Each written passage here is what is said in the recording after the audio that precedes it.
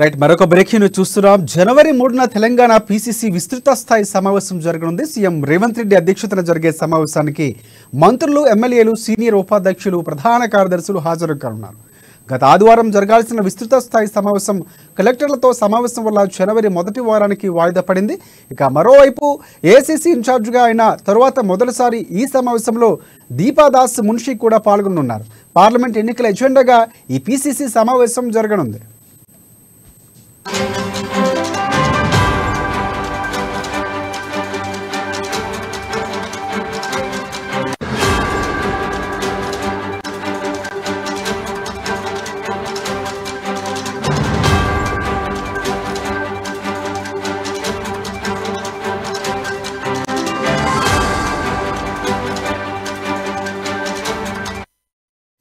Right breaking news చూస్తున్నాం. జనవరి 3న Telangana PCC విస్తృత స్థాయి సమావేశం జరగనుంది. సీఎం రేవంత్ రెడ్డి అధ్యక్షతన జరిగే సమావేశానికి మంత్రులు, ఎమ్మెల్యేలు, సీనియర్ ఉపాధ్యక్షుడు, ప్రధాన కార్యదర్శులు హాజరు కానున్నారు.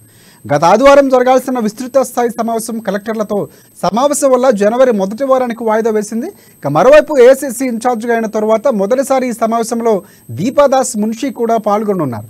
ఇక పార్లమెంట్ ఎన్నికల ఎజెండాగా ఈ పీసీసీ సమావేశం జరగనుంది. దీనిపై పూర్తి అప్డేట్స్ అందించేందుకు మా ప్రతినిధి హరీష్ మనకి ఫోన్ లైన్లో సిద్ధంగా ఉన్నారు. ఎస్ హరీష్, చెప్పండి.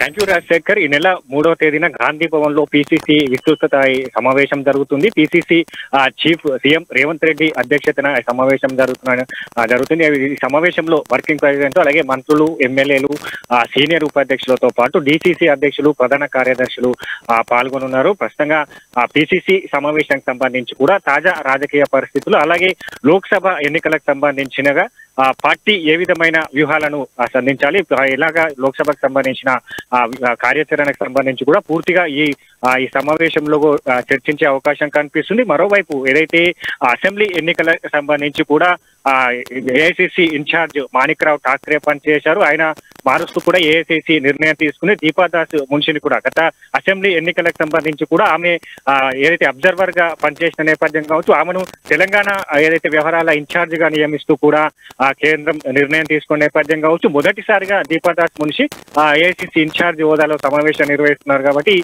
ఈ సమావేశానికి కూడా ప్రాధాన్యత ఏర్పడిందని చెప్పొచ్చు. ప్రధానంగా ఇప్పటికే ఏదైతే తెలంగాణలో కాంగ్రెస్ పార్టీ అసెంబ్లీ ఎన్నికల సంబంధించి కూడా తెలంగాణలో పూర్తి స్థాయిలో 64 స్థానాలకు సంబంధించి కూడా కైవసం చేసుకొని అధికార పీఠాన్ని అధిరోహించిన నేపథ్యం కావచ్చు. మరోవైపు ఏదైతే లోక్సభ ఎన్నికలకు సంబంధించి కూడా జరుగుతున్న నేపథ్యం కావచ్చు, 17 పార్లమెంటు నియోజకవర్గాలకు సంబంధించి కూడా క్లీన్ స్వీప్ తీసే విధంగా కూడా వ్యూహాలు రచిస్తున్నట్టుగా తెలుస్తుంది. దీంట్లో భాగంగా ఇప్పటికే ఇక్కడ PCC chief CM Revanth Reddy కూడా ఇప్పటికే తెలంగాణలో లోక్సభలో మరోసారి కాంగ్రెస్ పార్టీ జెండా ఎగురబోతుంది. 15 స్థానాలు కూడా కాంగ్రెస్ పార్టీ కైవసం చేసుకుంటే దానికి సంబంధించిన ఏదైతే కార్యాచరణ కావచ్చు, ఇప్పటికే కాంగ్రెస్ పార్టీకి సంబంధించిన ఆధారం కావచ్చు, పెరిగిన గ్రాఫ్ కావచ్చు, వీటన్నిటిని తోడుగా కంటిన్యూ చేస్తూ లోక్సభ స్థానాలు గెలిచే అవకాశాలు కాంగ్రెస్ పార్టీ ఎక్కువగా ఉన్న నేపథ్యం కావచ్చు. ఇక పూర్తిగా ఈ సమావేశంలో ఇలాంటి అంశాలపైన కూడా చర్చ జరిగే అవకాశం కనిపిస్తుంది. ఎందుకంటే అధిష్టానానికి సంబంధించి కూడా తెలంగాణలో ఏదైతే అసెంబ్లీ ఎన్నికలకు సంబంధించిన అధికారంలోకి వచ్చిన నేపథ్యం కావచ్చు, ఇక్కడ పార్లమెంటు ఎన్నికలకు సంబంధించి మరో తెలంగాణ వైపు కూడా ఫోకస్ చేసిన నేపథ్యం కావచ్చు. సంబంధించి కూడా పార్లమెంటు నియోజకవర్గాలకు సంబంధించి ఇన్ఛార్జీలను కూడా నియమించడం జరిగింది. ఇక్కడ పీసీసీ చీఫ్ సీఎం రేవంత్ రెడ్డికి సంబంధించి కూడా చేవెళ్లను ఆ నియోజకవర్గాన్ని అటాచ్ చేస్తూ కూడా నిర్ణయం తీసుకున్నారు. బట్టి విక్రమార్కకు సంబంధించి కూడా మహబూబ్ నగర్ కావచ్చు, అలాగే ఆదిలాబాద్ పార్లమెంటు, ఖమ్మం పార్లమెంటు నియోజకవర్గాలకు సంబంధించి పొంగులేటి శ్రీనివాస్ రెడ్డిగా ఇన్ఛార్జ్ గా బాధ్యతలు అప్పగించారు.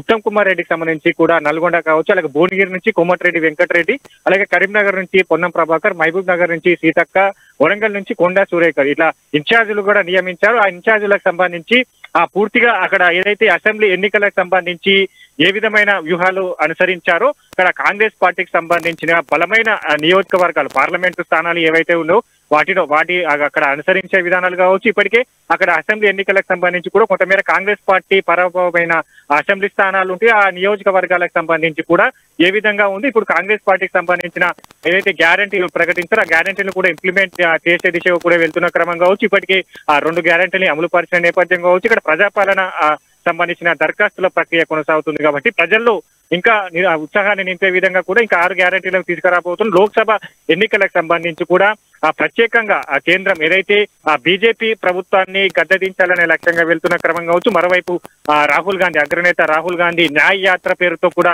మరోమారు జోడయాత్ర చేస్తున్న నేపథ్యం కావచ్చు, వీటన్నిటిని తెలంగాణలో ఏ విధంగా 17 స్థానాలకు సంబంధించి వ్యూహాలను అనుసరించాలి, అక్కడ ఇప్పటికే ఆ పార్లమెంట్ నియోజకవర్గాలకు సంబంధించి కూడా క్షేత్రస్థాయిలో ఇన్ఛార్జ్ నియమించారు కాబట్టి అక్కడ పార్టీకి సంబంధించిన బలాబలాలు కావచ్చు, పార్టీకి సంబంధించిన బలహీనతలు కావచ్చు, వీటన్నిటిని కూడా వీళ్ళంతా కూడా బేరేజు వేసిన నేపథ్యం కావచ్చు, వీటన్నిటిని రేపు సమావేశంలో పూర్తిగా దీనికి సంబంధించిన ఫోకస్ చేసిన నేపథ్యం కావచ్చు.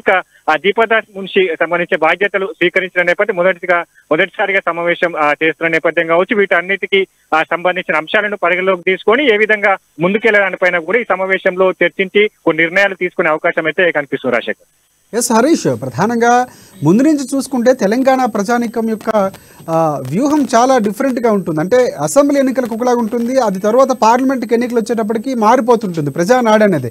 సో ఈసారి గ్రేటర్ హైదరాబాద్లో ఒక్క సీటు కూడా ఓపెన్ చేయనటువంటి అసెంబ్లీ ఎన్నికల్లో కాంగ్రెస్ పార్టీకి ఈసారి ఎంపీ సీట్లు గెలవాల్సిన అవసరం చాలా ఉంది. సో దానిపై కూడా ప్రత్యేకంగా దృష్టి పెట్టే అవకాశాలు ఉన్నాయి. అంటే ప్రజల్లో తమ వైపు తిప్పుకునే విధంగా వ్యూహాలు ఉండే విధంగా కూడా సమావేశంలో చర్చ జరిగే అవకాశం ఉంది, ఆ విధంగా చర్చ ఉండే అవకాశం ఉంది అనుకోవచ్చా మనం?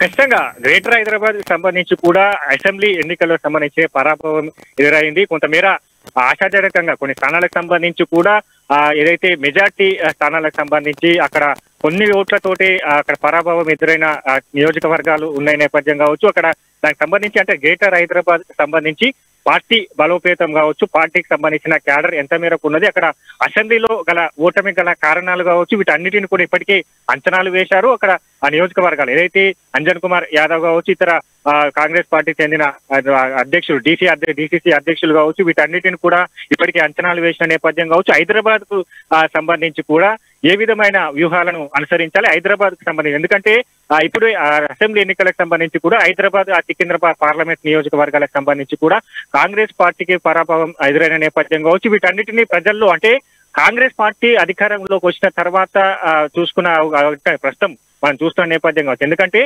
గతంలో ఇచ్చిన గ్యారంటీ హామీలను నెరవేరుస్తున్న క్రమం కావచ్చు, ఇప్పటికే ప్రజల నుంచి కూడా ఆదరణ పెరుగుతున్న నేపథ్యం కావచ్చు, ఎందుకంటే సీఎం రేవంత్ రెడ్డిగా తనైన మార్కును కూడా ప్రదర్శిస్తున్నారు. ఇప్పటికే ప్రజాభవన్ సంబంధించి ప్రగతి భవన్ గేట్లను కూడా తొలగించిన నేపథ్యం కావచ్చు, ప్రజాభవన్ ప్రజాపాలన కొనసాగిస్తాం, ప్రజల వద్దకే పాలన అంటూ కూడా ఇప్పటికే 6 గ్యారంటీలు ఏవైతే ఉన్నాయో వాటిని ప్రజల వద్దకే తీసుకుపోతున్నారు. అక్కడి నుంచే దరఖాస్తు క్రమం కావచ్చు, అక్కడనే లబ్ధిదారుల ఎంపిక ప్రక్రియ సంబంధించి కూడా కాంగ్రెస్ పార్టీ ఏదైతే పథకాలు తీసుకొచ్చిందో వాటిని పారదర్శకంగా లబ్ధిదారులకు అందజేసే విధంగా ఉంటుంది. కాంగ్రెస్ పార్టీకి సంబంధించి ప్రజల పాలన ప్రజల వద్దకే పాలన వస్తుందని కూడా రేవంత్ రెడ్డి చెప్తున్న నేపథ్యం, దాని కార్యాచరణ కావచ్చు, ఆచరణలో పెడుతున్న నేపథ్యం కావచ్చు, వీటన్నిటిని ప్రజలు గమనిస్తున్నారు. కాబట్టి ఖచ్చితంగా మనం ఏదైతే ఇవి 6 గ్యారెంటీలు ప్రజాపాలన కాలంలో ముందుగా చార్మినార్ సంబంధించి కూడా అత్యధికంగా దరఖాస్తులు వచ్చిన క్రమం కావచ్చు, అంటే ప్రజల నుంచి కూడా అక్కడ చార్మినార్ సంబంధించి ఓటర్ శాతము తక్కువగా ఉన్న నేపథ్యం ఇప్పుడు కాంగ్రెస్ పార్టీ అధికారంలోకి వచ్చిన తర్వాత ఏదైతే ఇంప్లిమెంట్ చేస్తున్న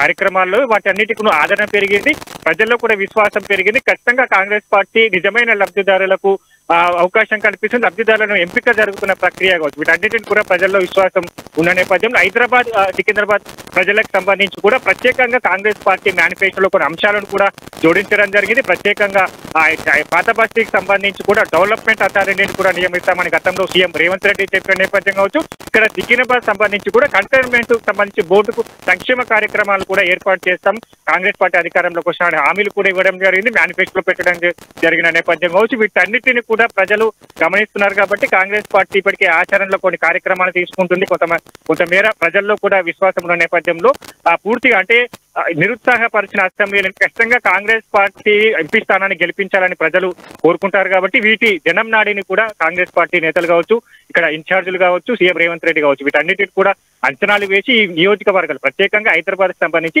ఏ విధమైన వ్యూహాలను అనుసరించాలనే పైన కూడా పూర్తి స్థాయిలో ఈ సమావేశంలో చర్చించిన తర్వాత హైదరాబాద్ సికింద్రాబాద్ సంబంధించి ఇంకా ఏదైతే కొన్ని పార్లమెంటు నియోజకవర్గాలకు సంబంధించి ఏవైతే ఉన్నాయో ఆ నియోజకవర్గాలు అనుసరించాల్సిన విధానాలపైన కూడా ఖరారు చేసే అవకాశం అయితే ఉంది. Right. Thanks for updates Harish.